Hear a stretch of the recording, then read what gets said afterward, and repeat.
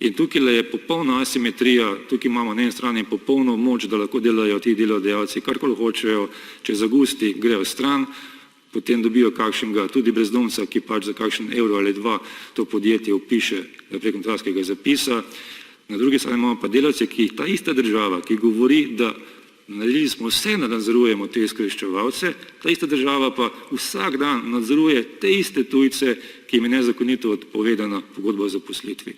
Vsak dan nadzoruje njihovo finančno stanje, njihovo ekonomsko stanje in vsak dan preverja, ali sploh še lahko živijo v Sloveniji.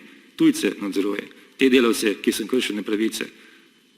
Zdaj pa me zanima, ali je možno, da se na takšen način nadzoruje delodajalce? Meni je to retorično vprašanje.